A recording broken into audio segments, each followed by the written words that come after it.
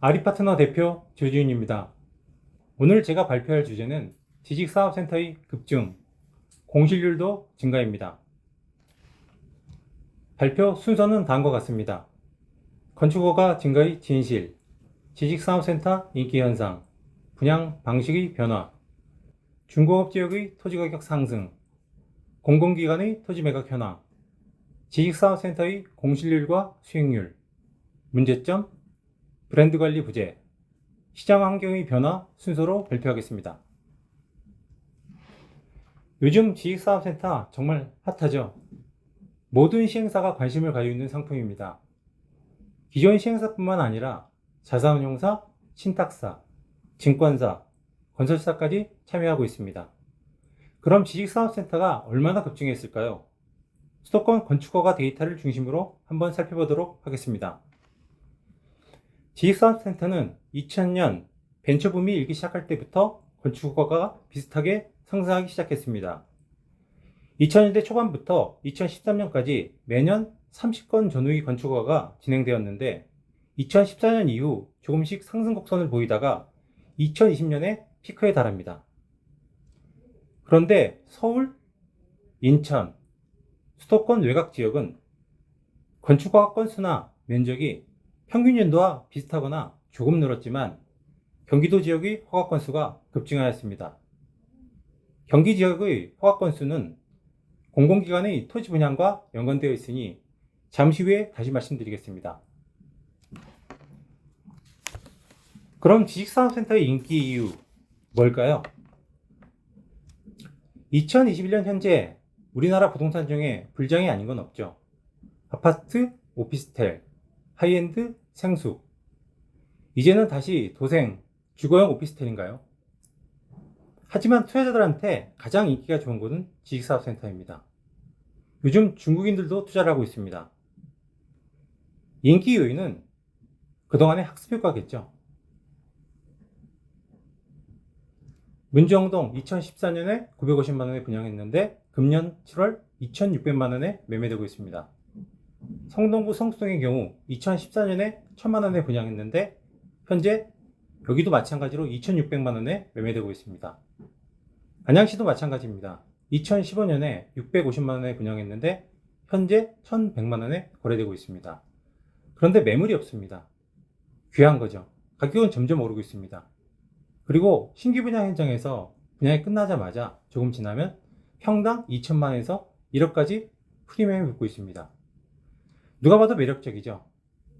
그런데 누군가 나는 지식사업센터에 투자해서 얼마를 벌었다. 너도 해야 된다. 라고 합니다. 우리나라 사람들은 사회적인 분리불안에 취약합니다. 남들은 얼마 벌었다는데 나도 안 하면 안 될 것 같고 후회할 것 같고 투자를 안 하는 게 어쩌면 더 이상할 수도 있죠. 온라인에는 지식사업센터 전문 유튜브, 카카오 채널, 오픈 채팅, 투자 클럽이 수백 군데가 있습니다. 특히 부동산 카페에는 지식사업센터 카테고리가 없는 곳이 아무데도 없습니다. 그렇게 분양 대행사들이 커뮤니티, 스터디를 운영하고 무슨 혜택을 주는 것처럼 분양하는 형태입니다. 그런데 문제는 초기 분양자 50% 이상이 프리미엄 투자라는 거죠. 시행사, 분양 대행사, 건설사 입장에서도 알고서도 묵인을 합니다. 그리고 수도권 외곽에 분양성이 다소 떨어지는 곳은 초기부터 조직 분양 대행사를 이용합니다. 이런 문제점 때문에 금년 5월 산지법 개정안이 발의됩니다. 전매 제한이 주 내용이죠. 7월에는 분양 관련 피해 방지 법안을 발의했습니다. 요즘 신규 분양에서는 점점 까다롭게 심사를 하고 동의서를 요구합니다. 경기도 의왕시 같은 경우 법인 사업자, 개인 사업자한테 분양한다 그랬는데 실질적으로는 대부분 법인에게 분양을 했습니다. 구로, 가산의 신규 분양 현장에서는 재무제표를 요구하기도 하고 종업원 수를 체크합니다. 그리고 전매 제한 동의서까지 받습니다. 하지만 이미 시장에 진출한 플레이어가 워낙 많기 때문에 전매 제한, 대출 제한, 금리 인상 등 복합적인 이슈가 있지 않은 이상 당분간의 인기가 꾸준할 것으로 보입니다. 다음은 분양 방식의 변화를 살펴보겠습니다. 2003년 이전만 해도 공장형 아파트라고 많이 불렀습니다. 아파트형 공장이라 부르기 전이죠. 당연히 입주 업종은 제조업이 많고요. 수분양자는 당연히 기업이었습니다. 취득세, 재산세 100% 감면과 혜택은 지금보다 훨씬 많았습니다. 2003년부터 2015년까지 많은 변화가 있었습니다. 벤처 붐으로 인해 수요도 증가하였고 입주 업종도 추가되었습니다. 2010년에는 명칭도 변경되고요. 하지만 이때만 해도 실입주 기업 위주로 마케팅이 이루어졌습니다. 물론 투자도 있었지만 임대 투자지 전매 투자는 많지 않았습니다. 그리고 준공 후 미분양 물량이 발생할 경우 할인 분양을 하거나 10에서 15% 이상의 수수료를 줘가면서 분양을 완료했습니다. 그런데 2016년 이후 양상이 달라지기 시작합니다. 투자자들이 시장에 대거 진입합니다. 공교롭게 그 당시 시장 상황이 좋지 않던 상가, 오피스텔의 영업사원들도 진출합니다. 조직 분양 업체도 마찬가지고요. 이후 사전 영업 문제를 떠나서 모집 공고 후 6개월 이내에 대부분 완판이 됩니다. 이때부터 임대 투자보다 전매 투자가 많아지기 시작합니다. 그리고 2020년 이후에는 지식산업센터에도 초치기 분양이 시작됩니다. 분양 시작하고 바로 끝납니다. 물론 사전 영업은 오래전부터 했겠지만 입주자 모집 공고 후 빠르면 하루, 늦어도 일주일 내에 완판이 됩니다. 무슨 배틀도 아닌데 빨리 분양이 끝났다고 보도자료도 나옵니다. 근데 정말 위치가 좋고 합리적인 분양 가격이고 차별화된 설계를 해서 분양이 완료됐나요? 그건 아닙니다. 분양 대행사, 영업사원, 프리미엄 투자자가 매점 매석한 거죠. 그렇게 완판이 된 겁니다. 이런 상황에 부작용이 없을 수는 없겠죠. 시장은 이제 투자의 시장으로 변질되었습니다. 조직 분양 업체의 불안전 판매는 소송도 증가시키고요. 묶음 분양, 패키지 분양은 공실 문제를 발생시킵니다. 어쨌든 이렇게 지식사가 인기가 높다 보니까 중공업 지역의 토지 가격이 점점 상승합니다. 다음은 성수동 이가 기준으로 중공업 지역의 토지가 얼마나 올랐는지 한번 살펴보겠습니다. 2016년부터 모 시행사에 접수된 중공업 지역 매물 접수 대장입니다. 2016년만 하더라도 매도 호가가 평당 5천만 원이 되지 않았었는데 2021년 현재 1억 2천만 원이 넘습니다. 1억 2천만 원에 거래된 물건도 많고요.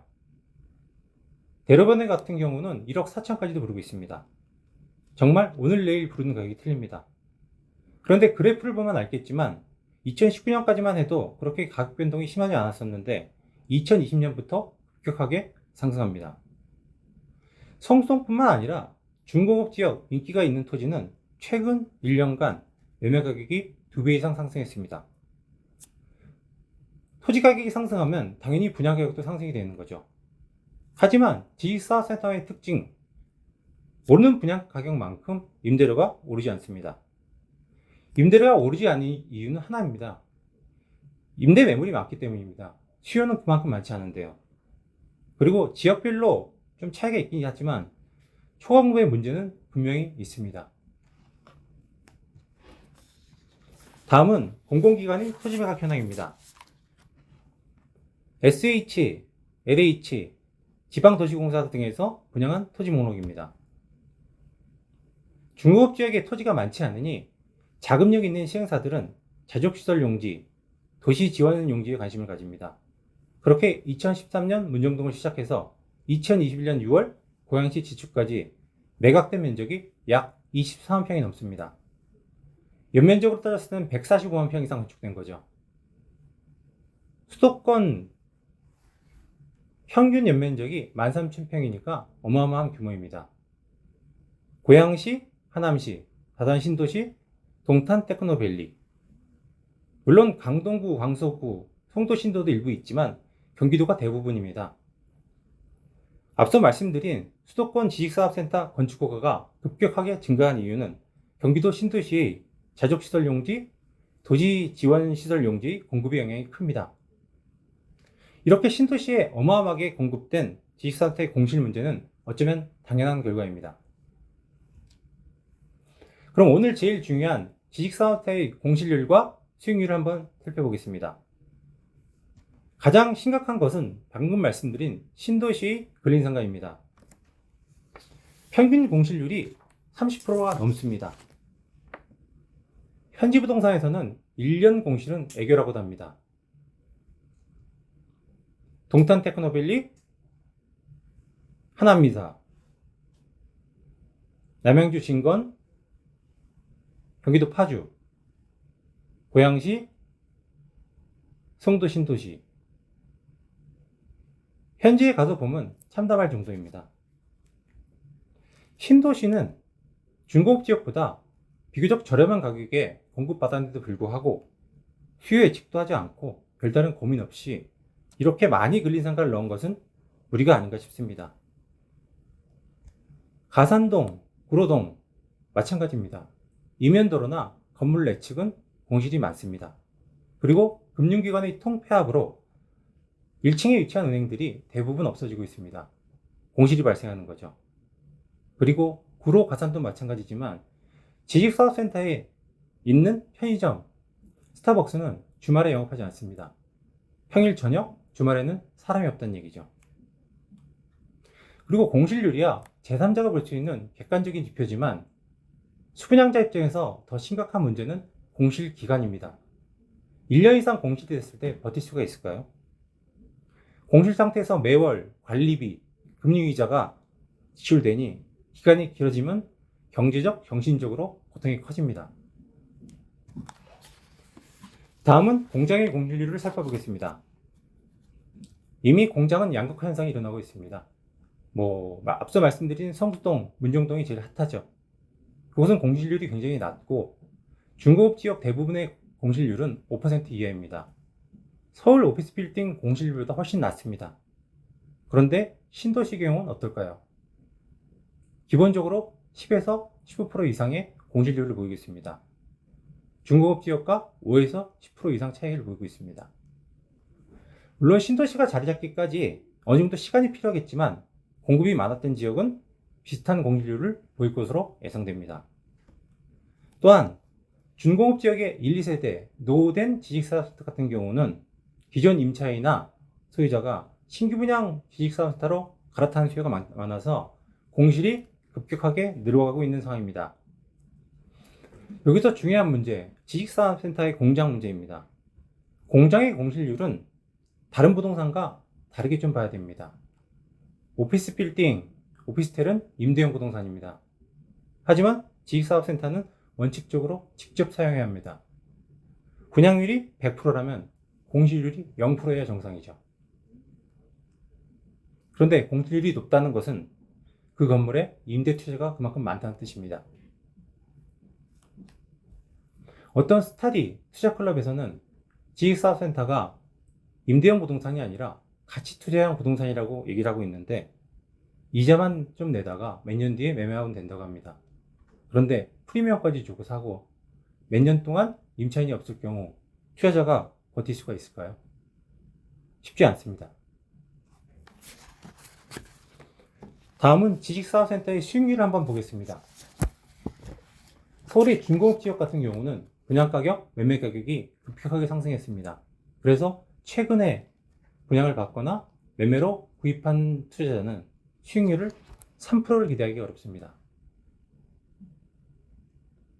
문정동, 성수동, 가양동, 영등포 모두 마찬가지입니다. 금년 5월 분양을 끝낸 가산동의 한 지식사업센터는 막판에 900만원 후반대에 분양을 완료했는데 바로 옆 필지에 곧 분양을 시작하는 지식사업센터가 있습니다. 평당 분양가격이 1,500만원 이상이라고 합니다. 불과 5개월 만에 분양가격이 50% 상승했는데 임대료가 답보 상태라면 수익형 부동산이라고 할 수 있을까요? 그럼 2021년 현재 지식사업센터의 문제점이 뭐가 있을까요? 첫 번째, 가장 큰 문제는 여러 번 말씀드렸지만 편집법 취지와 다르게 기업이 분양을 받을 수 없다는 게 문제입니다. 분양 대행사, 영업사원, 이해관계인이 분양을 받아 프리미엄을 받고 전매합니다. 물량을 선점하는 게 문제입니다. 기업이 분양받을 기회조차 없다는 게 문제가 됩니다. 둘째, 근린상가를 포함한 지원시설도 문제가 될 수 있습니다. 토지 가격이 상승하면 시행사의 입장에선 지원시설을 비율을 높일 수밖에 없습니다. 2015년 이전만 하더라도 지원시설 비율이 7% 이하였는데 2021년 현재 15%의 비율을 보이고 있습니다. 일부 지역은 허가받지 않은 라이브 오피스, 투룸, 쓰리룸 기숙사, 복층은 누다락이라고 얘기하고 분양합니다. 그리고 라이브 오피스 얘기하는 기사도 많이 나오는데요. 지식산업센터의 라이브 오피스, 기숙사는 직접 사용해야 하는 부동산입니다. 그리고 만약 기숙사를 임대를 했는데 임차인이 전입신고할 경우 1가구 2주택 문제도 발생할 수 있습니다. 셋째, 컨소시엄 시행 방식의 문제도 있습니다. 특히 공공기관에서 저렴하게 토지를 분양받은 곳에서 일어나는 현상입니다. 과천지식정보타운, 강동구 고덕비즈밸리, 그 이해입니다. 증권사, 시행사, 분양대행사, 은행, 건설사, 이해관계인이 너무 많습니다. 이익이 확실하기 때문에 깜깜이 분양을 합니다. 모르게 분양을 하는 거죠. 컨소시엄 관계자, 이해관계인이 분양을 받고 프리미엄을 받아서 이득을 취합니다. 지역에 따라 적게는 5천만 원, 많게는 3, 4억이 넘는 프리미엄으로 거래되고 있습니다. 아파트보다 더 심각한 문제죠. 그리고 문제점이라고 볼 수는 없겠지만 지식사업센터 브랜드에 대해서 한번 얘기해 보겠습니다. 지식사업센터는 왜 아파트처럼 레미안, 푸르지오, 자이 같은 시그니처 네임이 없을까요? 지식사업센터는 한 개의 현장이 끝나면 한 개의 시행사가 없어집니다. 새로운 현장에는 새로운 SPC, PFB를 설립해서 시행을 합니다. 관리의 주체, 책임의 주체가 없기 때문에 브랜드 관리를 안 할 걸까요? 수도권에 테크노라는 이름을 쓰는 지식사업센터가 154개가 있습니다. 에이스, 대룡, SK도 마찬가지입니다. 에이스건설은 1, 2, 3, 4대 브랜드를 거쳐 현재는 아티스포럼이라는 브랜드를 사용하고 있고, 대륜건설은 지역에 따라 포스타워, 테크노타운이라는 이름을 사용하고 있습니다. 생각공장이야 최근 런칭한 브랜드지 SKD&D도 그동안 많은 브랜드 네임이 변경이 있었습니다. 현대건설도 마찬가지입니다. 프리미어 캠퍼스, 지식산업센터, 클러스터, 그리너리 캠퍼스를 번갈아가며 사용하고 있습니다. 개인적인 의견이지만 지식사업센터도 소비자가 브랜드를 믿고 선택할 수 있었으면 좋겠습니다. 다음은 시장환경 변화입니다. 2021년 현재 중고급 지역 토지는 귀하기도 귀하지만 가격이 너무 올랐습니다. 도심물류센터, 데이터센터와도 경쟁을 해야 합니다. 최근 가산동의 2개의 토지도 데이터센터에 매각됐습니다. 영국 영등포의 중고급 지역의 한 토지는 30군데의 시행사, 자선용사가 입찰에 참여한다고 합니다. 불리한 옵션이 있는데도 시작 가격이 9천만 원이 넘습니다. 그 가격에는 지식사업센터를 지을 수 없겠죠. 가산동 LG전자 부지도 마찬가지고요. 그리고 지금 입찰하고 있는 마곡 13블럭 같은 경우는 MDN 플러스, SKD&D 같은 메이저 디벨로퍼가 50군데 이상 참여하고 있습니다. 점점 토지 확보가 치열해지고 지식센터를 지을 수 있는 토지가 적어질 것 같습니다. 또한 공모 방식을 사용하고 있는 기관은 앞으로 사전심사, 사후관리를 강화할 것이고, 추첨제 방식을 이용하고 있는 공공기관은 공모 방식으로 변화될 것 같습니다. 그리고 지식센터의 악재도 많죠. 언론도 우호적이지 않습니다. 산업단지공단은 임대사업자에게 요즘 많은 태클을 걸고 있습니다. 그리고 산지법 개정안이 6월 28일 위원회 통과를 했는데 시군구역 관리 의무 조항과 국세청 사업자 조회 권한까지 추가되었습니다. 그리고 이번 농협 사태처럼 잔금 시에 대출을 제한한다면 지식센터는 임대사업자는 난리가 나겠죠. LTV 금리 인상은 금융감독원의 지침만으로도 얼마든지 조정이 가능합니다. 그리고 2022년 6월 전월세 신고제를 위반할 경우 벌금이 부과되는데 지식사업센터도 포함된다는 유권 해석이 있습니다. 어느 날 갑자기 새로운 시장으로 바뀌진 않겠지만 앞으로는 기업 중심의 마케팅이 필요할 것 같습니다. 다음은 참고하시면 좋을 것 같은 데이터를 정리해 봤습니다. 2021년 허가된 지식사업센터의 평균 토지 면적입니다. 2,871평이고요. 지하층을 포함한 평균 용적률은 670%입니다. 평균 연면적도 19,300평으로 점점 대형화되고 있는 추세입니다. 지역별로 비교하는 데이터로 보시면 좋을 것 같습니다. 다음 데이터는 1990년대부터 2021년 현재까지 용적률의 변화에 대한 그래프입니다. 토지 평균 면적의 변화는 크게 없었으나 용적률이 상승한 것을 볼 수 있죠. 여러 가지 요인이 있겠지만 녹색 건축 및 R&D 업종 유치로 인센티브를 받은 것이 큽니다. 그리고 서울시 2030 준공업지역 종합발전계획을 살펴보면 임대산업시설, 신재생에너지 공급률이 높은 경우 추가 인센티브를 제공할 것으로 보입니다. 다음 데이터는 지역별 평균 토지 면적, 평균 연면적을 비교한 자료입니다. 평균 토지 면적은 서울시 송파구가 2,500평으로 가장 크고 성동구가 아시다시피 900평으로 가장 작습니다. 그래서 성동구에는 10,000평 이상 넘는 연면적을 가진 건물이 많지 않습니다. 경기도는 화성시가 5,500평으로 가장 크고 군포시가 1,790평으로 가장 작습니다.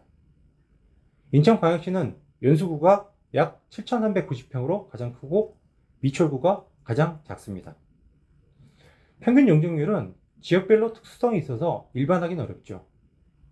송파구 문정동 같은 경우 일반 상업지역으로 지정되어 오피스텔과 복합 개발되어 특이한 케이스고요. 성동구에 같은 경우는 다른 중공업 지역보다 용적률 인센티브가 높습니다. 용적률은 막대 그래프 하단을 참고하시면 될 것 같습니다. 마지막으로 저희 회사 소개를 간단히 하겠습니다. 2021년 현재 플랫폼 회원수가 약 4,500명 이상이고 카카오 채널 회원수가 1,200명 이상입니다.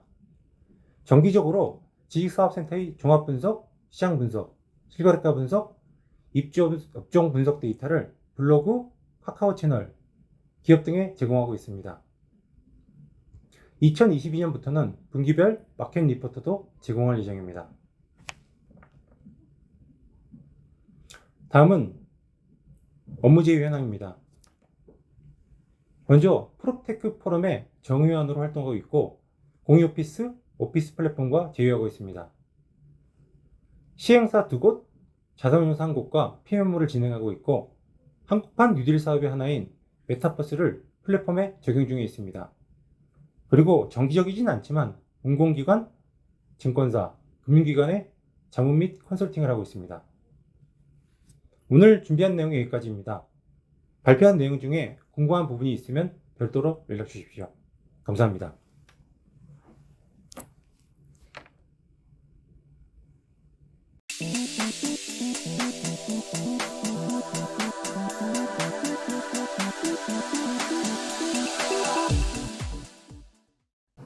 안녕하세요. 저는 익선다다 대표 박지연입니다. 네. 익선다다는 2014년 익선동을 시작으로 최근 3년에서는 대전 소재동 개발을 진행을 해왔었는데요. 익선다다에 대한 설명과 함께 프로젝트 개요에 대해서 설명드리도록 하겠습니다. 익선다다는 현재 지금 IP 기준으로는 50개 정도 보유를 하고 있고 그 중에 개발을 했었던 것들과 그리고 개발을 할 것들로 분리되어 있습니다. 저희는 작은 브랜드들을 만들지만 하나의 거리를 엮음으로써 점유할 수 있는 시간에 대한 확장, 그리고 다양한 컨텐츠를 즐길 수 있는 부분으로서의 개발들을 진행을 하고 있고 그런 와중에 작은 브랜드들마저도 브랜딩 단계에서 상세적으로 전개를 해나가고 있는 상황입니다.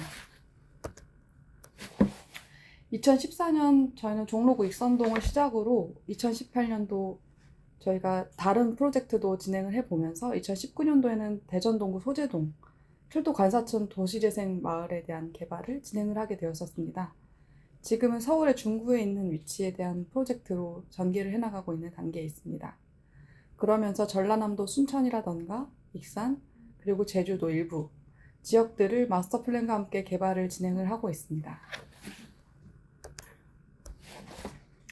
익선다다가 해나가는 역할들은 되게 다양한데요. 익선다다에서의 역할들은 우선 거리적인 기획에 대한 플랜을 짜게 되고 그 안에서의 브랜딩을 상세적으로 만들어가게 되면서 컨텐츠를 확고하게 만들었을 때는 공간 디자인과 그리고 컨텐츠 디자인, 그리고 오퍼레이션, 운영까지에 대한 전반의 소스들을 다루게 됩니다.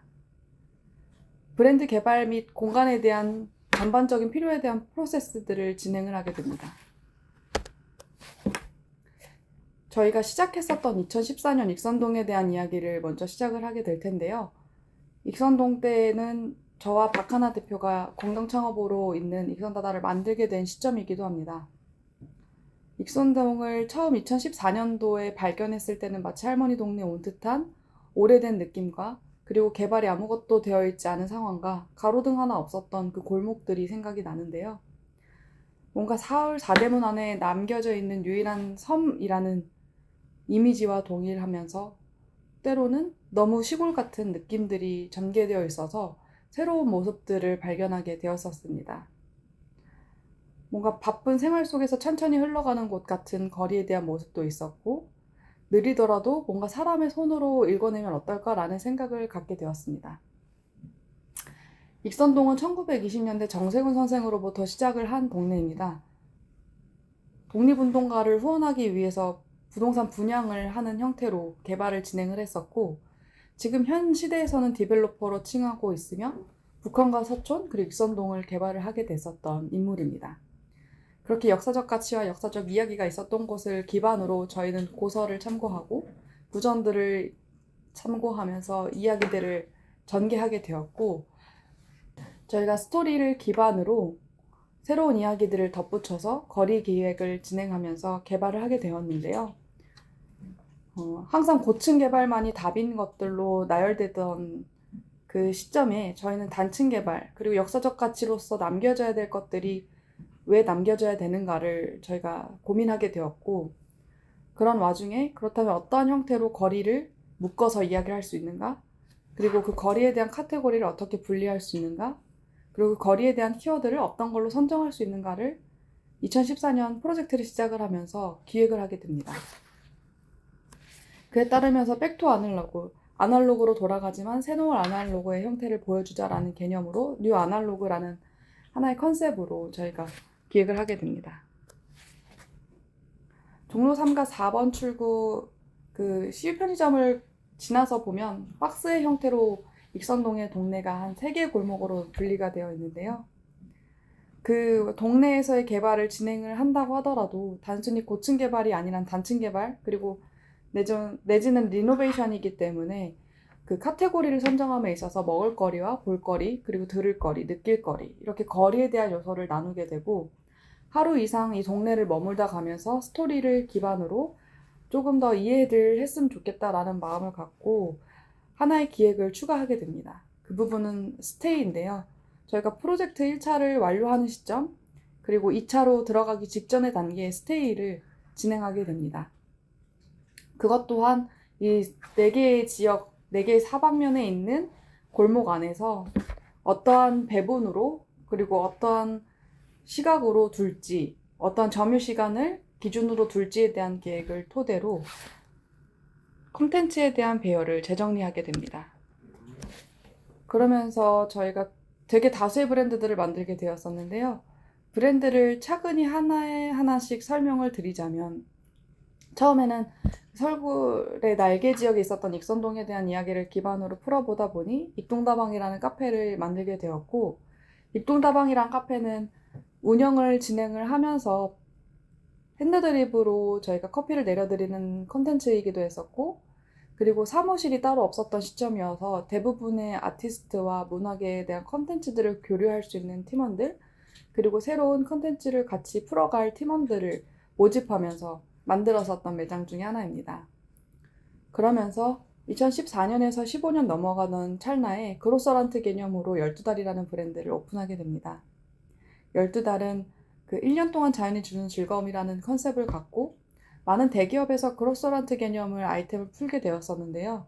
유기농이라던가 아니면은 생산자 정보를 풀어감에 있어서 많이 소비자에게 조금 더 추가되는 값비싼 음식들의 문화들이 있었습니다. 그런 부분들을 고민하던 찰나에 저는 대학로에 있었던 마르쉐라는 브랜드를 참고하게 되었고, 또 마르쉐라는 브랜드를 보게 되면 그 당시에는 한 달에 한 번씩 열리는 마켓이고 맛볼 수 있는 식재료였습니다. 그런 부분들을 항시 맛보면 어떨까라는 생각을 하게 되었고, 마르쉐의 플레이어로 활동하는 팀원들과 함께 12달이라는 매장을 오픈하게 되었습니다. 그 다음에 거리가 가지고 있는 특성상 1920년대에서부터 80년대까지 볼 수 있었던 타일들이 나열되어 있었는데요. 석가래와 기와 모습도 마찬가지고, 그런 역사성에 대한 이야기들을 조금 새로운 젊은 친구들이 소비할 수 있는 컨텐츠로 전환하면 어떨까라는 것들을 기반으로 경양식 집을 오픈하게 됩니다. 그 아이템은 1910 경양식이라는 브랜드였고, 소개팅하거나 아니면 친구들과 이야기 나누거나 데이트하기 좋은 장소로서 많이 사랑을 받게 되었던 브랜드입니다. 그러면서 이제 먹을거리 요소에서는 프랑스 음식 그리고 태국 음식, 중식들이 많이 값비싸게 소비되었었는데, 그 또한 하나의 정식과 하나의 집밥이라고 생각을 하면서 소비의 문턱을 낮추고 문화의 문턱을 낮출 필요가 있겠다라는 기반을 갖고 컨텐츠를 풀게 되었습니다. 동남아 음식점 동부가, 그리고 르블랑서라는 매장입니다. 사람들은 먹을거리를 찾아서 재빠르게 움직이기도 하고, 그리고 장거리여도 먹을 컨텐츠가 확고하다면 움직이게 되는 힘들이 있는데요. 단순히 먹고 떠나는 게 아니라 먹고, 듣고, 보고 조금 더 향유할 수 있는 컨텐츠들이 추가되었을 때 거리의 힘이 발생되며 그 힘이 지속할 수 있는 방법이라고 생각이 듭니다. 그럼으로써 이제 만화가게라는 브랜드를 런칭하게 되었고, 도서와 음악 그리고 영화 컨텐츠로, 문화적 컨텐츠로 저희는 F&B를 풀어보고 싶었던 찰나에 그래픽 노블이라는 만화책들을 소개할 수 있는 컨시어지 형태의 공간들, 만화가게 브랜드를 런칭하게 되었고요. 예전에 비디오방에서 볼 법한 요소들을 공간을 나누기보다는 공간이 다 열거되어 있지만 가구의 높이가 시야를 한정적으로 만들 수 있는 공간, 엉클 비디오타운도 브랜드를 런칭하게 되었습니다. 상업영화뿐만 아니라 독립영화, 그리고 이제 졸업생들의 작품, 실험영화들을 같이 볼 수 있는 공간으로서 기획을 하게 되었고요. 1960년대 디스코 음악들이 지금 시대적으로는 굉장히 즐겁고 흥겹지만 시대로 내지는 카테고리가 묶여져 있어서 접할 수 있는 계기들이 많지 않기 때문에 1960년대 디스코를 기반으로 별천지라는 브랜드들도 런칭을 하게 되었었습니다. 그런 와중에 중간 시점에 낙원장이라는 브랜드를 만들게 되었습니다. 익선다다가 거리 개발을 한다라고 하면은 마치 F&B를 계속 증식하는 형태로 보여지게 될 텐데, 거리 개발을 상위 단계의 대분류로 본다고 하면 중분류에서는 브랜드, 어떤 향유와 시간을 체크할 수 있는 브랜드들이 나열되어 있는가, 그리고 문화적으로도 조금 더 제한하거나 실험적으로 보여줄 수 있는 공간들이 있는가라는 것들을 상세된 브랜드들을 나열을 하게 되고요. 그 브랜드 안에서 공간 디자인, 그래픽 디자인, 그리고 콘텐츠 디자인, 운영까지에 대한 각각의 역할들, R&D까지 포함을 해서 하나의 브랜드를 고집스럽고 내지는 조금 단단하게 만들어 놓은 과정들이 있습니다. 그러다 보니 단순히 상업 공간이 오픈하기보단 하나의 IP, 브랜드가 개발하는 단계로서의 성장들이 가능하게 되었고, 그런 IP들이 익선동의 경험을 토대로 다수의 브랜드들을 런칭하게 되는 계기가 되었었습니다. 이번 이미지 같은 경우는 R&D와 함께 했었던 파트, 디자이너 분들과 함께 했었던 파트들인데요. 그렇듯 단순하게 브랜드가 풀리기보다는 대중들이 원하는 것들이 무엇이며 저희가 말하고자 하는 그 브랜드를 통한 메시지가 무엇인지를 명료하게 보여주는 작업들이 중요하다고 판단되었습니다.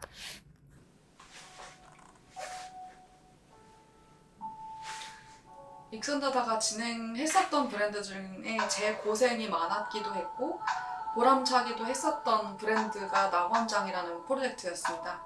두 가지 측면으로 설명드릴 수 있을 것 같은데요. 계속 월세만 내고 있었던 입장이기도 하고 뭔가 주체가 되는 부분에서의 역할들을 해보고 싶다라는 거에 실험을 하게 되었었던, 도전하게 되었던 브랜드가 낙원장입니다. 낙원장은 저희가 P2P 형태를 개인 투자를 모집하게 되면서 이제 투자자 모집을 통해서 36억의 가량의 건물들을 매입을 하게 되었고, 개발을 진행하면서 기존엔 그린 모텔로 쓰였던 모텔 지역, 루프탑을 즐길 수 있고 객실 안에서는 한옥의 110채 정도 되는 지붕들을 볼 수 있는 공간으로서 저희가 개발을 하게 되었습니다. 젊은 투자자들을 모집하는 게 큰 취지였고, 저희 또래의 투자자들은 지금 가지고 있는 그 10,000원이 10년 뒤에 10,000원의 가치가 아님을 저희는 설명을 하게 되었으며, 500만 원에서부터 5천만 원까지 무주택자 부동산 무소유자들을 기반으로 투자자 모집을 하게 되었었습니다.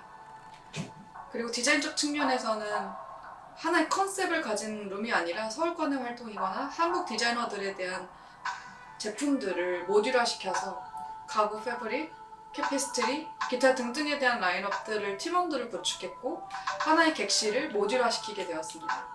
그리고 TV가 없고 턴테이블과 LP가 있었습니다. 1층에서부터 LP와 책을 선택해서 객실로 도달했을 때는 지금 브랜드 네이밍이 가지고 있는 낙원장이라는 것처럼 하나의 사유하는 길들을 찾아 나가길 원하는 것들을 메시지로 전달하게 되었으며, 지붕뷰를 바라보면서 하나의 여유를 즐길 수 있는 공간으로서 소비하기를 희망했었습니다. 낙원장은 한 근 2년간 운영을 하게 되었고, 다양한 시도를 진행하게 되었었습니다.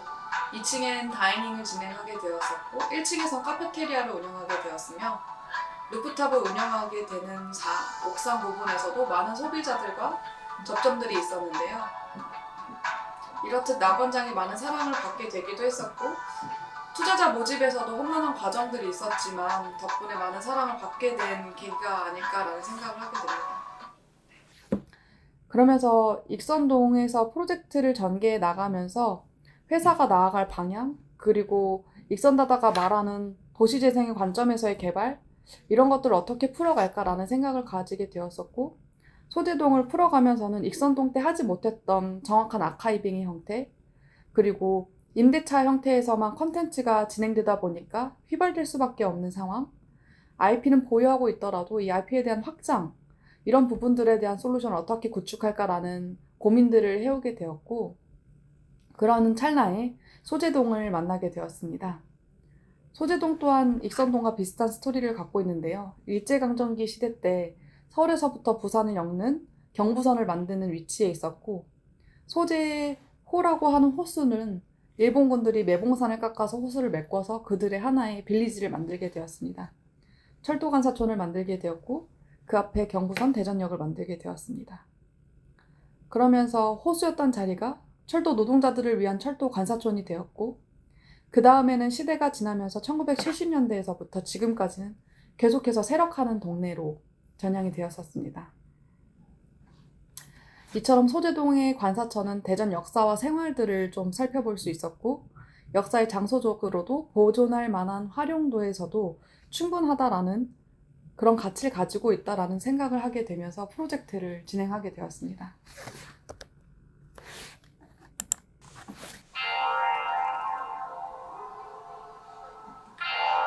서울에서 KTX 타고 55분 정도면 대전역에 도착하게 되는데요.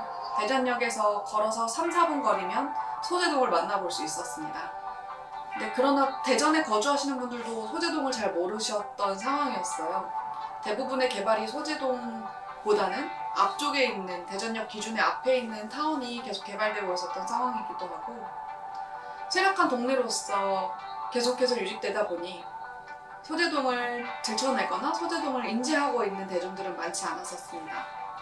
그러던 와중에 저희는 관사촌, 남겨져야 될 형태는 무엇인가라는 것들에 기준점을 세우게 되었고, 그리고 대중들에게 어떤 콘텐츠를 나열하게 될 것인가라는 것을 고민하게 되었었습니다. 그렇죠. 오랜 시간 동안 버려져 있거나 낙후되어 있거나 아니면은 쓰레기장으로만 있었던 공간들을 저희는 브랜딩을 통해서 하나의 브랜드를 만들게 되었고요. 그리고 익선동과 달리 소재동을 어떻게 개발을 해나갈까, 어떤 방법이 필요할까라는 생각을 갖고 있었을 때는 익선동 때는 조금 더 단순했던 먹을거리와 볼거리, 느낄거리 요소로 집중하게 되었다면 소재동 같은 경우는 지금의 빈집률이 40%가 넘었었고 그 빈집을 채워나가는 방식에 대한 것들을 프로세스화 시켰었습니다. 빈집을 채우는 방식은 사실 거주민과 비거주민, 그리고 노인과 아이, 누구나 참여하고 경험할 수 있는 동네로서의 방법을 만들고 싶었으며 기록으로 역사를 채우는 방식, 지역적인 부분에 대한 아이덴티티로 컨텐츠를 채우는 방식, 그리고 브랜드 아이덴티티에 대한 깊이성으로 이야기로 경험을 채우는 방식으로 빈집을 채우는 방식을 정리하게 되었고 로컬에 대한 개념, farm to table, 큐레이션, 에코 프렌들리, 그리고 크래프트맨십, 장인 정신을 가지고 있는 팀들이 많았던 지역이기에 그런 컨텐츠를 순차적으로 믹스하면서 풀어갔었던 계기가 되었었습니다. 그리고 연 방문객 300명도 안 되던 찰나에 저희가 1년 동안 프로젝트를 전개하면서 60만이 넘는 방문객이 저희 매장을 다녀가셨고요.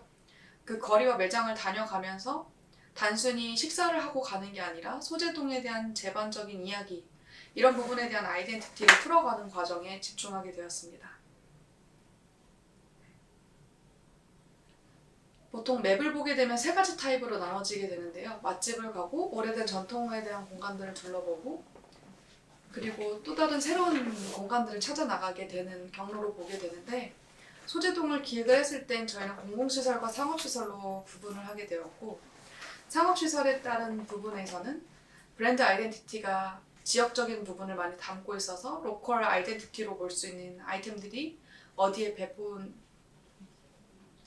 배치되어 있는가라는 부분들을 저희가 검토하게 되었고 그러면서 지역적으로는 관사촌의 형태가 많이 남겨져 있는 곳은 어떤 곳일까라는 제안을 갖고 하나의 웨이를 만들고 그리고 브랜드 아이덴티티가 깊어서 스터디가 될 수 있을 만한 아이템들은 어떤 것인지 총 3가지로 분리해서 관광을 했을 때에 대한 맵을 구성하는 부분에서도 이런 방식으로 전개를 하게 되었습니다.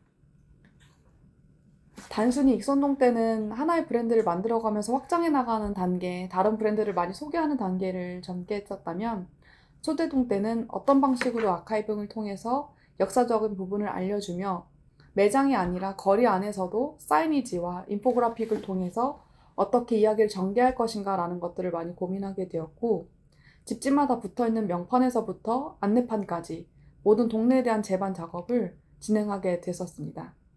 사실 시와 함께 협업하기보다는 민간에서 이런 일을 왜 할까라는 생각을 많이들 갖고 계실 텐데요. 저희가 해나가는 행위와 아니면 해나가는 일들을 기반으로 둘러본다면 지역이 가지고 있는 역사적 가치가 무엇인지에 따라서 그 위에 남겨져야 될 것과 버려져야 될 것들의 구분이 필요하고 그런 와중에 또는 어떤 컨텐츠가 이 지역과 아니면 이 건물이 가지고 있는 이야기를 동등하게 이야기를 펼칠 수 있는가를 고민하면서 브랜드를 열거해 오게 되었습니다.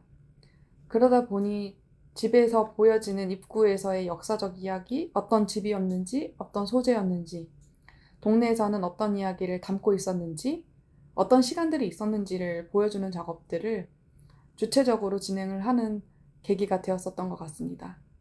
소재동에서도 브랜드를 간단하게 소개를 해드리자면 그 충청에서 나는 밀 기반으로 만드는 팬케이크집 볕이 있고 그리고 철도 간사촌이 다 석회색으로 되어 있었던 공간들이기 때문에 1호점으로 만들게 됐던 하나의 샘물이 돼서 소재오를 다시 표현했던 오아시스라는 카페가 있으며 파운드라고 하는 지역적인 부분에서의 가치를 찾고 장인 제품들을 편집샵화시키며 식재료들을 소개하는 작은 지역들에서의 식재료를 기반으로 셰프님이 해주는 요리는 어떤 것인가 라는 것들의 프로세스를 풀어보는 파운드라는 매장이 있습니다. 그리고 이 시대의 풍류는 어떤 것인가 라는 것들을 전개하면서 대나무 숲이 기반이 되었었던 집이 있었는데 그 집안에서도 다른 카페와 다른 향과 다른 음악을 들리기보다는 집이 가지고 있는 특성을 갖고 풀어갔던 풍류가라는 브랜드가 있습니다. 그리고 지역적 베리를 통해서 미국식 도넛을 풀어갔던 베리 도넛이라는 브랜드가 있고 볼거리에 대한 컨텐츠 중에 하나는 텍스트 칼로리, 소제동에 대한 하나의 인포메이션 기능을 해주기도 하며 제품들을 독립서점화시켰었던 하나의 굿즈로서 책을 소비할 수 있고 조금 더 문화적 소비를 해나갈 수 있는 부분들을 쉽게 풀어갔었던 브랜드들도 있습니다. 설명드린 부분에 미처 언급되지 않았던 브랜드들이 있는데요. 이런 브랜드들 또한 하나의 브랜드들을 형성해 나갈 때 5가지 이상의 프로세스를 과정을 거치게 되었으며 작은 IP 하나와 컨텐츠 하나가 좀 굳건하게 매김이 되었을 때에는 거리 하나에 대한 내지는 그 지역 전개발이 아닌 면개발로서 보여질 수 있고 면개발로서 비춰질 수 있고 면개발로서 꼭 개발이 돼야 되는 부분들에 있어서는 조금 층층이 단계를 잘 쌓아오려고 노력했었던 부분들이 있는 것 같습니다. 그렇듯 패키지에서부터 그래픽 디자인, 사이니지, 그리고 제품을 어떻게 보여줄 것인가 라는 단계에도 집중하게 되었으며 R&D에서도 타 지역 내지 서울에서도 보지 못할 법한 아이템들은 또 어떤 것들이 있을까? 지역만이 가지고 있는 특성을 기반으로 만들 수 있는 부분들은 어떤 게 있을까라는 부분을 통해서 개발을 하게 되었습니다. 이렇듯 익선다다가 그간 만들어왔던 7, 8년의 행보 안에서의 브랜드들은 굉장히 다양하게 있으며 때로는 이 브랜드들이 단순히 파생되어 있고 흩어져 있는 게 아니라 하나의 골목이거나 하나의 집단으로서 묶여져 있을 때 얼마만큼 힘을 발휘할 수 있는가는 소재동 60만 명에 대한 1년간 안의 방문객 그리고 익선동 안에서는 저희가 450만이라고 하는 저희 매장만의 방문객들을 통해서 결과에 대해서 한 번 더 느끼게 됐었던 계기가 된 것 같습니다. 익선다다는 앞으로도 지역이 가진 이야기와 거리가 가진 이야기 그리고 그걸 기반으로 새롭게 쌓아나가는 거에 있어서 흡수할 수 있는 흡수력을 통해서 컨텐츠를 계속해서 생산해 나갈 예정이며 앞으로도 한 지역에서만 빛을 발했었던 친구들이 전역에서도 좋은 장소와 좋은 이야기가 있다면 하나의 매칭을 통해서 IP에 대한 확산을 해나가는 방향으로 익선다다를 바라보고 있습니다. 그렇듯 익선다다에 대한 행보에 대해서 많은 관심을 가져주시고 또한 이렇게 영상을 통해서나마 저희를 소개하게 되어서 감사드린다는 말씀 드리고 싶고요. 추가적으로 익선다다의 행보나 아니면 익선다다에 대한 걸어왔던 프로세스들을 보시기 위해서는 저희 인스타그램이나 웹사이트를 통해서 보실 수 있을 것 같습니다. 지금까지 익선다다에 대한 소개편을 들어주셔서 감사합니다.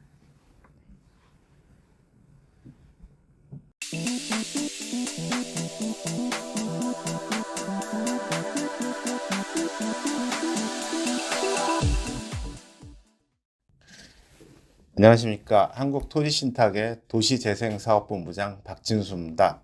오늘 저는 부동산 신탁과 부동산 신탁회사가 최근에 하고 있는 정비사업에 대한 얘기들을 드리게 될 것입니다.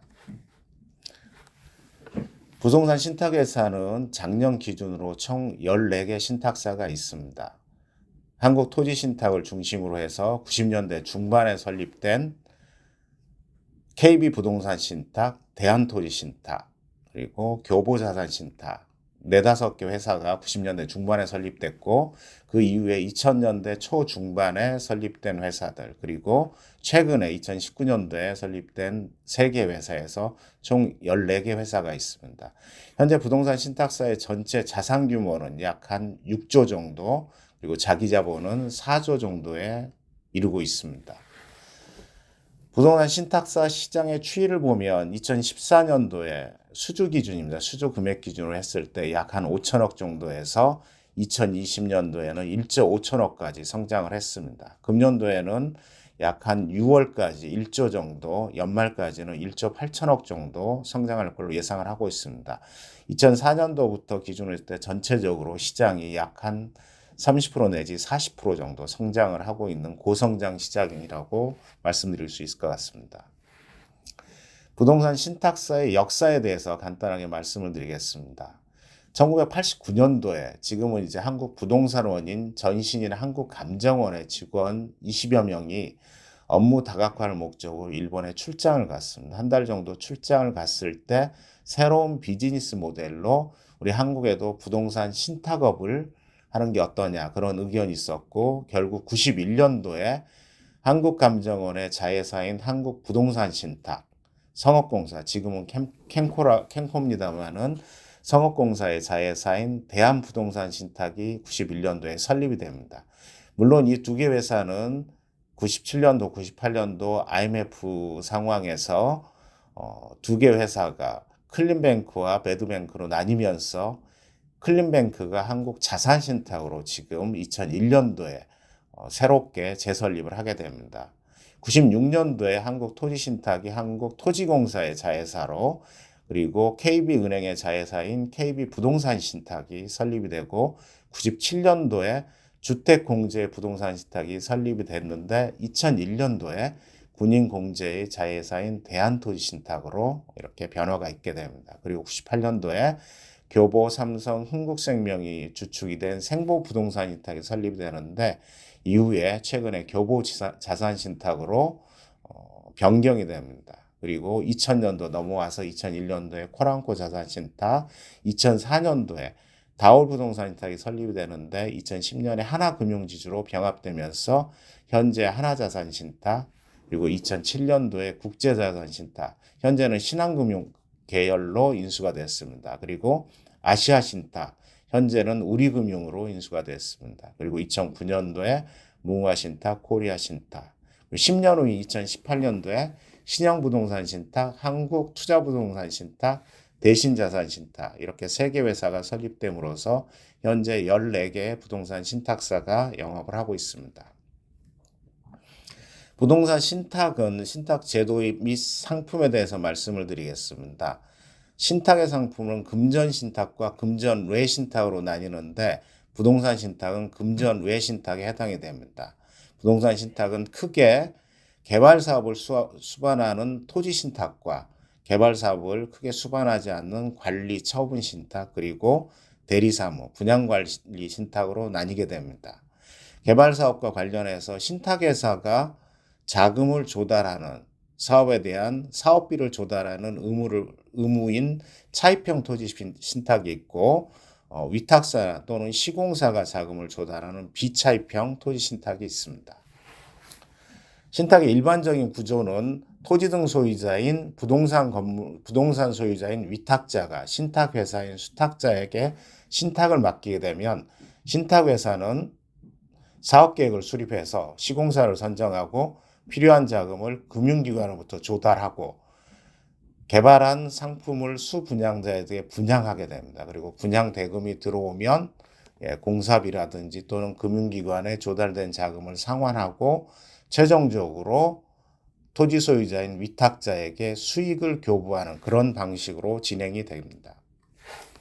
부동산 신탁 상품의 개요들에 대해서 말씀드릴 것 같으면 개발과 관련해서는 토지 신탁의 차입형 토지 신탁, 관리형 토지 신탁, 책임 준공 의무 부담, 부담부 관리형 토지 신탁, 통상 저희가 책중 관리형 토지 신탁이라는 상품이 있습니다. 이 상품들은 각각 신탁회사가 사업비를 신탁회사가 조달하느냐, 아니면 위탁자나 시공사가 조달하느냐, 또는 일정 부분 신탁사가 조달하느냐에 따라서 붙여진 그런 상품들의 명칭입니다. 그 외에 금융기관이 자금을 조달할 때 채권을 확보하는 방법으로 근저당 대신 활용하고 있는 담보신탁, 부동산의 소유권, 건물 유지관리, 임대차 관리들을 지원하는 관리신탁, 그리고 처분과 관련된 처분신탁, 그리고 상가 건축물의 투명성과 안정성을 확보하기 위한 분양관리신탁 등으로 상품이 구성되어 있습니다.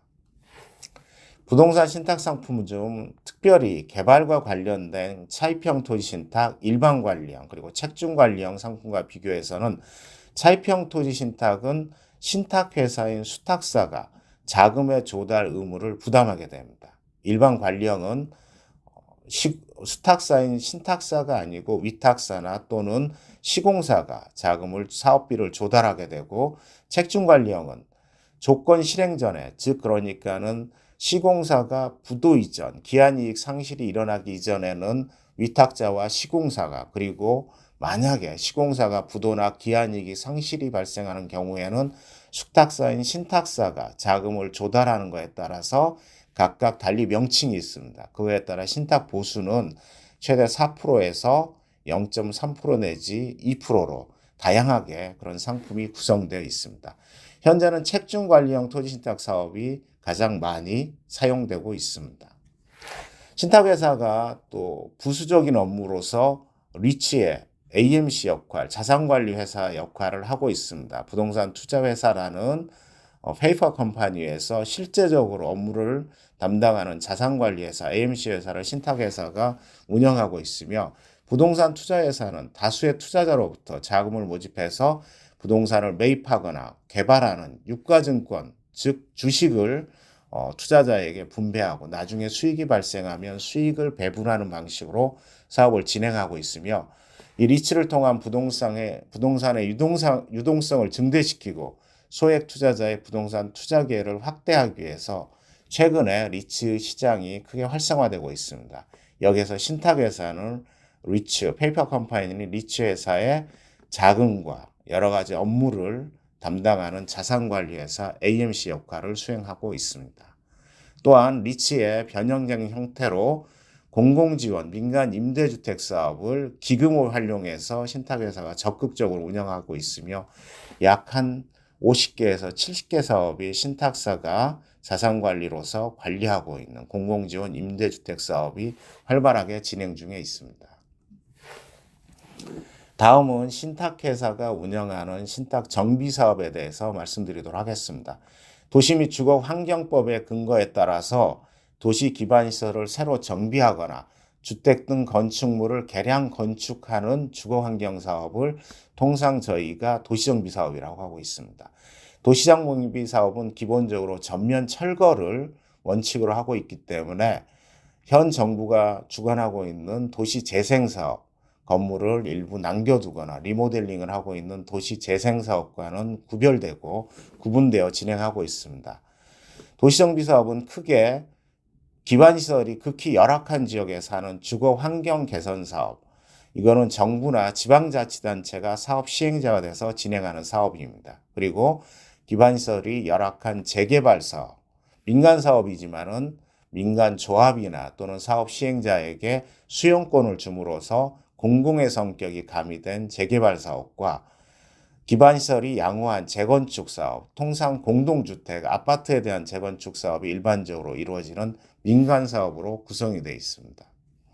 그 외에 최근에 소규모 정비사업과 관련해서 자율주택 정비사업, 가로주택 정비사업, 소규모 재건축 사업들이 활발하게 이루어지고 있으며 인허가의 시간을 단축하고 사업 규모를 200에서 300세대 정도 규모로 소규모함으로 인해서 사업 진행을 신속하게 하기 위한 사업들이 진행되고 있으며 서울을 중심으로 해서 가로주택 정비 사업들이 활성화되고 있습니다. 도시정비 사업의 유형은 앞에서 말씀드린 대로 도정법에 따른 주거환경 개선 사업, 재개발 사업, 재건축 사업, 그리고 도시환경 정비 사업으로 나뉘고 있고 도시계획 시설을 위한 국토 이용에 관한 법률에 의한 도시계획 시설 사업이 진행되고 있습니다. 그리고 재래시장 육성을 위한 시장 정비 사업, 그리고 재정비 촉진 사업, 그리고 도시와 근접, 택지와 함께 개발하는 도시개발 사업으로 크게 나뉘고 있습니다.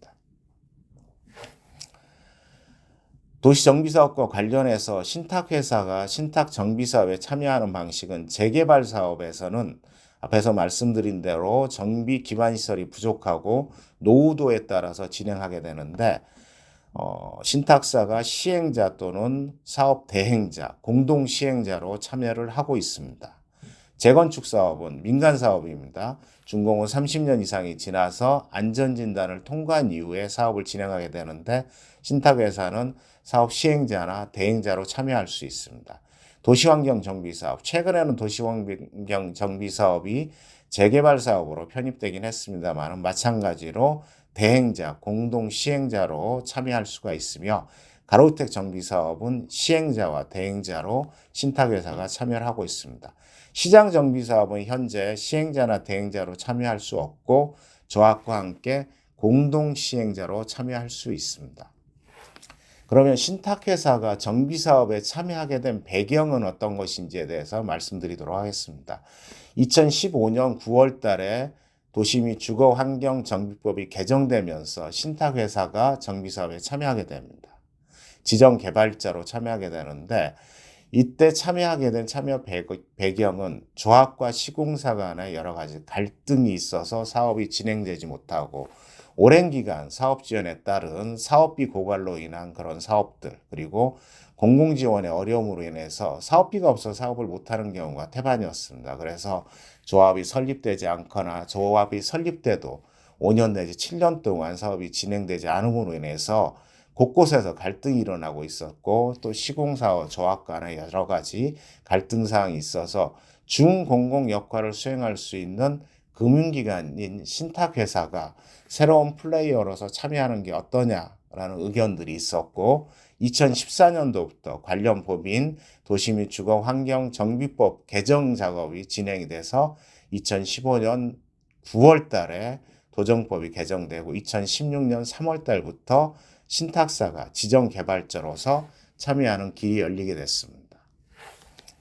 신탁회사가 운영하는 신탁 정비 사업은 시행자와 대행자 방식으로 나뉠 수 있습니다. 시행자는 말 그대로 조합이 필요 없는 신탁사가 시행자가 돼서 운영하는 방식입니다. 이에 비해서 대행자는 조합이 이미 설립되어 있는 상태에서 조합을 대행해서 하는 그런 사업 방식입니다.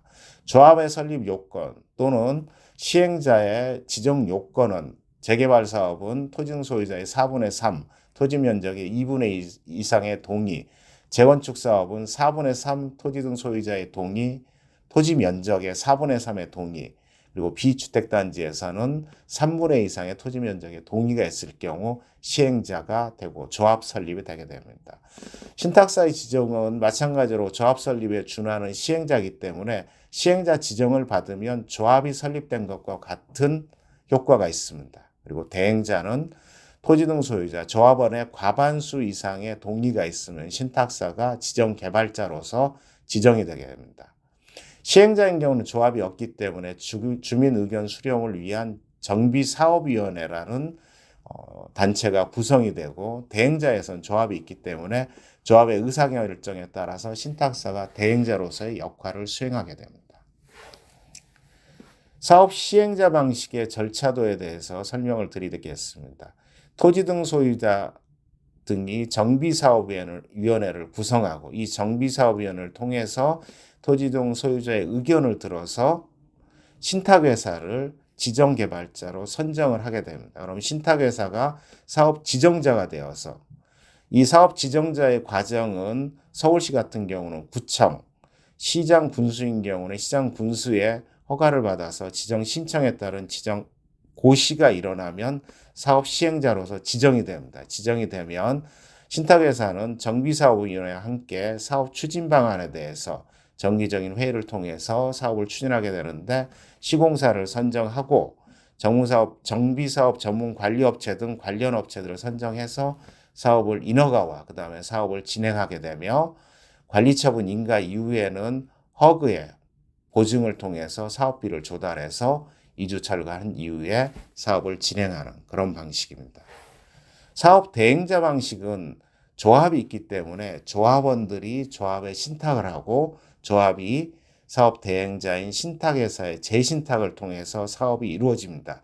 사업 대행자의 지정도 마찬가지로 시장 군수 구청장의 고시에 의해서 대행자로서의 자격을 확보하게 되고, 이후에 시공사의 선정, 관련 업체들의 선정을 통해서 인허가 그리고 이주 철거 이후에 사업을 진행하는 방식을 취하고 있습니다.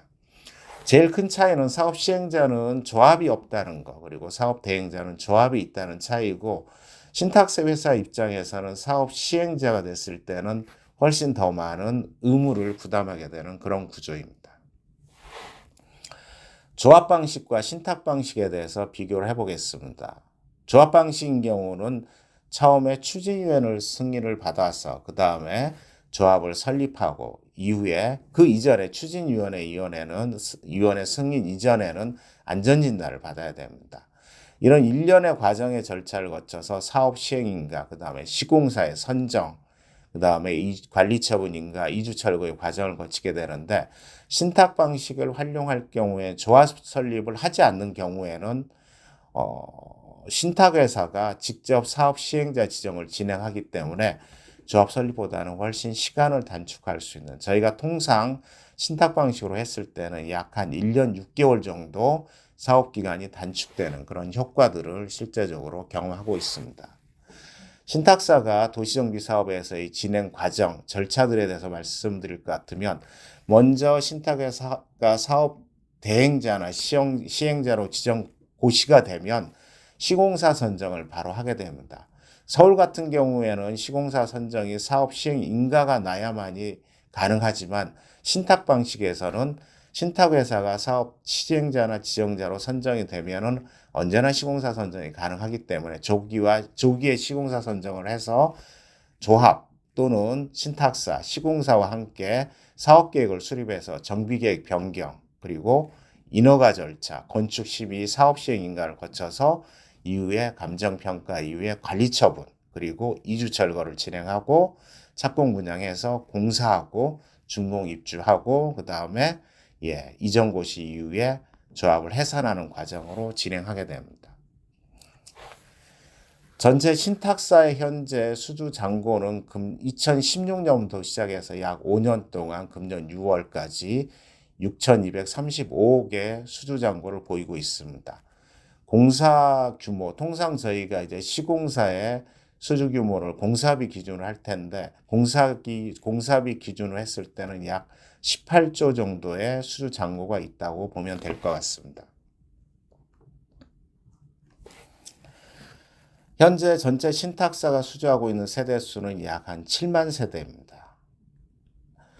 각 신탁사 약 한 7개 신탁사가 전체적으로 지금 시장에 참여하고 있습니다. 현재 한국토지신탁이 전체적으로 약 한 35% 내지 40% 정도의 정비사업에서의 시장 점유율을 보이고 있습니다. 정비사업 단계별 현황을 지금 살펴보도록 하겠습니다. 총 신탁 정비사업은 6월 말 기준으로 98개 사업이 진행 중에 있습니다. 정비계획 변경 단계에 있는 게 22개 사업, 사업 시행인가 단계에 있는 게 35개 사업, 관리처분인가 단계에 있는 게 9개 사업, 이주 철거 단계 13개 사업, 착공 분양하고 있는 사업이 약 한 20개 정도 사업에서 100여 개 사업이 진행되고 있습니다. 그 중에 착공 분양 이후에 준공해서 입주가 완료되는 사업이 약 한 4개 정도 사업이 있으며, 대표적으로 대전 용운 2200세대 사업이 준공 이후에 이전 고시 그리고 사업 대행자 해지까지가 최근에 완료가 된 사업이 있어서 신탁 방식 정비 사업의 한 모델로서 현재 완성된 사업이 있습니다. 다음은 최근에 신탁 사업과는 관계가 없거나 또는 약간의 경쟁 구도일 수 있는 공공주도 방식의 사업에 대해서 말씀을 드려보도록 하겠습니다. 현재 정부가 발표한 공공주도 방식의 사업은 총 5개 방식의 사업이 있습니다. 공공재개발 사업, 공공재건축 사업, 공공직접시행사업, 도심공공주택복합사업, 도심유휴부지 사업, 5개 사업이 진행이 되고 있습니다. 공공재개발 사업은 2020년도 수도권 주택 공급 기반 강화의 일환으로 진행이 됐던 사업이고, 공공재건축 사업은 2020년 8월 4일 서울권역 수도권 주택 공급 확대 방안의 일환으로 발표된 사업들입니다. 그 이후에 2021년도에 공공주도 3080 대도시권 주택 공급 확대 방안으로 공공직접시행과 도심 공공주택 복합사업 그리고 도심 유효부지 개발사업 등이 진행이 됐습니다. 현재 공공재개발과 재건축과 관련해서는 후보지 공모 신청 및 선정을 진행 중에 있습니다. 이후에 사업 대행자 지정 MOU를 체결하고 활성화지구를 지정하고 통합심의를 진행할 예정인데, 공공재개발 사업은 1차로 8개 구역이 선정이 돼서 진행 중에 있습니다. 그리고 2차로 16개 사업이 현재 진행을 하고 있고, 공공재건축 사업은 1차로 5개 사업이 현재 선정이 돼서 진행 중에 있습니다. 여러 가지로 지금 현재 초기 단계로 진행돼 있고, 진행 과정 중에 일부 토지 등 소유자들의 반발, 민원들로 인해서 당초 계획보다는 조금씩 더디게 진행되고 있습니다. 공공 직접 시행, 도심 공공 주택 복합 사업, 도심 유휴 사업도 마찬가지로 지금 현재 사전 컨설팅 신청을 받아서 제안을 받고 있는 그런 상태입니다. 현재 컨설팅 관련해서 공공 직접 시행이 약 66건, 공공 도심 주택 복합 사업이 현재 70개 사업 정도가 현재 제안을 하고 있습니다. 마찬가지로 도심 유휴 부지 관련해서는 용산 정비창, 태릉CC, 과천 청사 등과 관련해서 사업이 검토되고 있는 그런 상황입니다. 서울시에도 마찬가지로 공공주도 방식으로 사업을 진행하고 있습니다. 오세훈 서울시장 이후로 공공기획 민간 재개발 사업, 공공기획 민간 재건축 사업을 진행하고 있습니다. 서울시는 2021년도 5월 26일 날 서울시 6대 규제 완화 발표, 주거 정비지 수재 폐지, 공공기획 도입 지정기간 단축, 5년에서 2년까지 인허가 기간을 단축하겠다는 것입니다. 그리고 주민 동의율 간소화 및 명확화, 그리고 재개발 해제 구역 중 노후 지역 신규 지정하는 것, 그리고 2층, 제2종 7층 높이로 제한이 되어 있는 일반 주거 지역에서의 규제를 완화하겠다는 것, 그리고 매년 재개발 구역의 지정 공모를 통해서 재개발 구역을 활성화하겠다는 6대 규제 완화 발표를 해서 현재 20곳 이상의 주민 동의서와 관련해서 참여 희망을 받고 있고 약 한 4개 사업 정도를 공공기획으로 진행을 하고 있습니다. 공공기획 민간 재건축과 관련해서는 사업 타당성 조사부터 정비계획 수립 단계까지 서울시가 주도해서 사업기간을 단축하고 공공성이 담보된 정비계획을 수립하겠다 해서 현재 지구지정 제한과 관련해서 토지등 소유자의 30% 이상의 동의를 받아서 진행을 하고 있습니다. 현재 6곳 정도가 참여를 검토하고 있으며 서울시에서는 6곳에 참여 요청을 했고 지금 현재 1호 사업을 현재 시범 사업을 하기 위해서 협의 중이고 추진 중에 있습니다. 부동산 신탁사 입장에서는 현재 정부가 추진하는 5개 방식의 공공주도 방식과 서울시가 추진하는 공공기획 민간 재개발 재건축 사업과 관련해서 사업을 진행하고 있습니다만은 정부가 지도하는 것은 LH나 SH공사가 현재 사업을 진행하고 있습니다. 그러다 보니까 공공주도만으로는 안정적인 신규 공급 주택 공급에 대한 그런 한계가 있을 걸로 보고 있습니다. 그리고 공공이 직접 자금을 부담함으로 인해서 LH나 SH의 대규모 사채 발행 및 자금을 통한 자금 조달이 불가피하기 때문에 공기업의 재무 환경이 악화될 수가 있습니다. 참고로 2020년 말 기준으로 해서 부채 비율이 200% 이상을 보이고 있어서 이와 관련해서 개선 방안으로는 공공 재개발 및 재건축에 부동산 신탁사에 참여를 허용했으면 하는 게 부동산 신탁 업계의 그런 바람입니다. 그래서 공급자로서의 역할, 자금 조달자로서의 역할을 수행할 수 있고 새로운 플레이어로서 유입함으로 인해서 공공이 할 수 없는 부분들에 대해서 측면 지원을 할 수 있지 않을까 그렇게 생각을 하고 있습니다. 그래서 부동산 신탁사가 하고 있는 공공 시행자로서의 범주를 좀 확대해서 중공공 시행자의 개념을 반영해 주신다면 공공주도의 방식의 사업도 훨씬 더 원활하게 진행되지 않을까 그렇게 생각하고 있습니다. 예, 이상 부동산 신탁사가 어떤 일을 하고 있으며 부동산 신탁사의 역사 그리고 특별히 부동산 신탁사들이 최근에 주관하고 있는 신탁 정비 사업에 관련된 내용들을 말씀드렸습니다. 감사합니다.